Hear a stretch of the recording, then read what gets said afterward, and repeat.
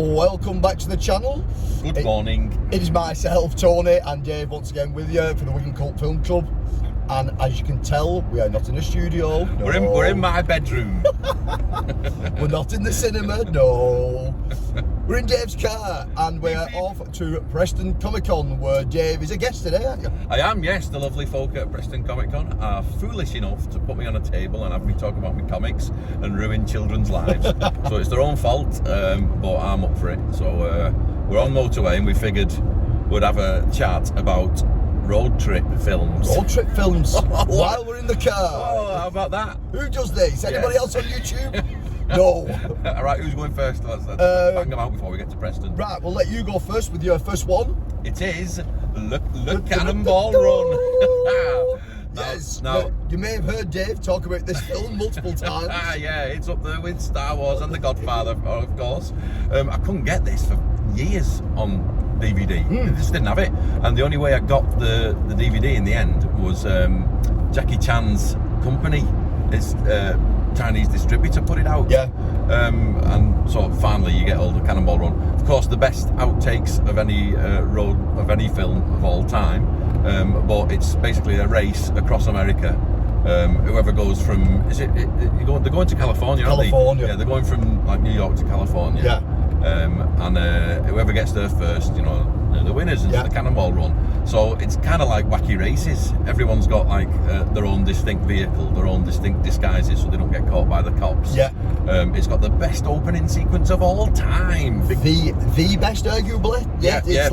Have a look. It's amazing. Yeah, go and have a look. Cannonball Run opening sequence, and tell me you're not dancing around the room like a maniac. It's that good that I'll put the link down below in the description to the intro on YouTube. Yes. It's fucking amazing. It's great. It's just that opening music. Yeah. That runs. I mean, the second one's arguably as good. I mean? But that first time you see that bit that's put together, it's amazing. Yeah. So it's always been one of my favourites. We got it out from the video shop years ago, and we wanted to get Cannonball Run because Stu Orland's down the road had seen it, and he said, it's that good, Burt Reynolds and everything. And we come back and we'd got another Burt Reynolds film been put in the case. I don't know what it was, but he was like I keep trying to find out what it was, but he was a detective walking around like someone's house having a look for stuff, and I'm going, this doesn't seem right.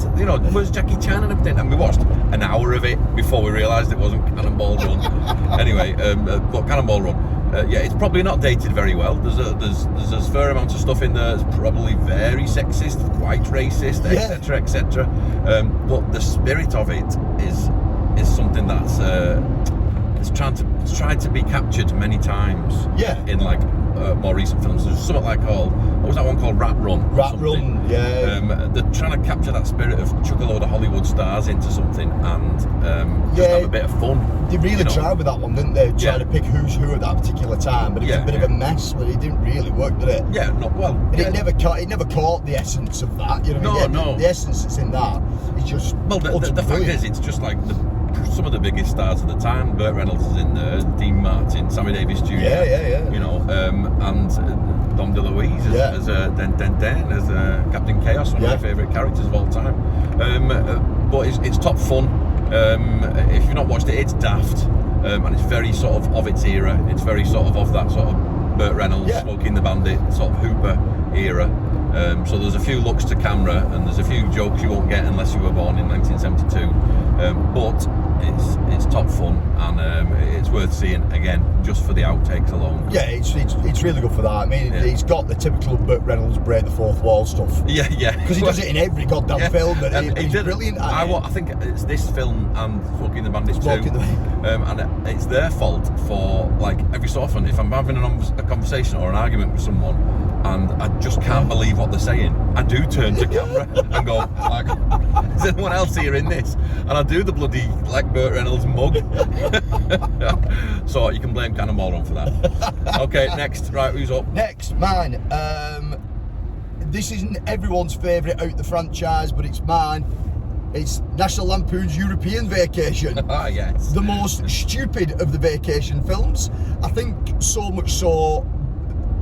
I do love the first one, and I do love Christmas Vacation, but Christmas Vacation isn't a road trip film in any way, shape or form. the first one, Vacation, is a road trip film, but this one got to me because it's set around Europe, and you've got this real foolhardy American that's so sure of himself that when it comes to Europe, he just falls apart. He's just no idea about other people's cultures in any way, shape or form. I think the Vacations are probably Chevy Chase's best stuff. Because he plays that American dad character so well. You know?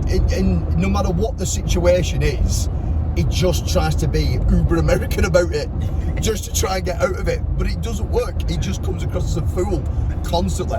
And every bit where he goes in this, when he comes to the UK, when they go to Germany, when they go to France, just shows you how much of a fool he actually is. That he just doesn't understand other people's culture outside the United States. And I think for me that caught the essence of what the Griswold characters are and what they're about. I think he's brilliant in this. Every place where they go in Europe has that little bit of sort of, it defines the place where they go.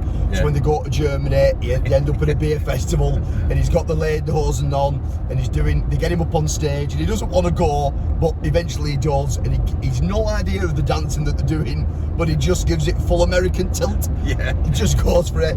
I like they go to England and it's just all roundabouts and cheese.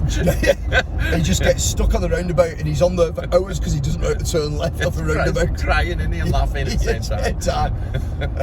Right, hurry him up because we're nearly there. First of all, I'm going to run out of space on my phone, and secondly, we're about to come off to Preston. Right. Next one, David's. This is a very good one. This is quite a serious film. So Midnight Run. Midnight Run, absolute bangity bang, absolutely brilliant road trip film. Robert De Niro and Charles Grodin. Yes. Robert De Niro's a bounty hunter. He's got to get this guy who was connected to the mob across America to collect his money and sort his life out. And it's just one like caper after another, but it's just done so well. Is it Martin Brest who did it? Who did Beverly Hills Cop? Oh, do you know what? It might be.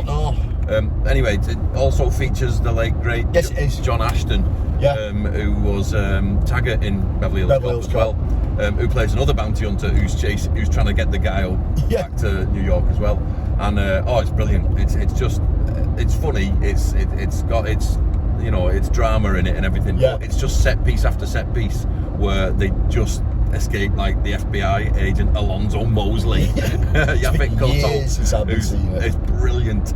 It's just really, really enjoyable. It's got great characters in it, and it's got that thing where even the smaller background characters are good. Right? There's two Italian fellas from the mob who are after him, right? And whenever they call back into the boss and give him an update, they're always fucking about with each other, like, and he's on the phone to his boss, and his mate's punching him in the belly like this, and it's just not wasted. There's nobody wasted in it. Even the small little background characters, they're not wasted. And De Niro and Grodin are just brilliant in it, absolutely brilliant. So Midnight Run, absolute banger. Next one, let's go. Final one. They're on a. What is it now? They're on a mission from God. That's the one. That's what I got to get that out. Blues Brothers. I've always loved this film. It's absolutely brilliant. Every single montage bit in the middle of every scene of this where they do the singing and dancing stuff works an absolute treat. Both characters in it are absolutely fantastic. Belushi and Aykroyd absolutely smashed this one out the park. Well, it's up there as one of the best musicals as well. Yeah, it is. Of all time. Yeah, I mean, just the breakdown of each song that they do just works so well. The storyline is fantastic. The plot line is great. It's one that it spawned a sequel, and I like the sequel for certain elements, but the sequel never really got the essence of what the first one did. The cast in it, as well as the musical cast in it, is unreal for the time. It's absolutely brilliant. Everyone will have seen this film, you know what I mean? It's one of those that it's... in terms of a road trip, it's the essence of the film. Again, they've got to get from one place to another place, and it's capers all the way. The bloody carnage in that film, car-wise, is just unreal. Yeah, the car chase where it's just like police cars just piling in one after another. Magnificent. Yeah, and it's up there with that Smokey the Bandit 2 kind of stuff, and you know what I mean, where there's just massive Smokey the Bandit 2. Right. But yeah, so there are 4 choices. So you've got Blues Brothers, Yeah. You've got Cannonball Run. Yes. Yes. You had European Vacation.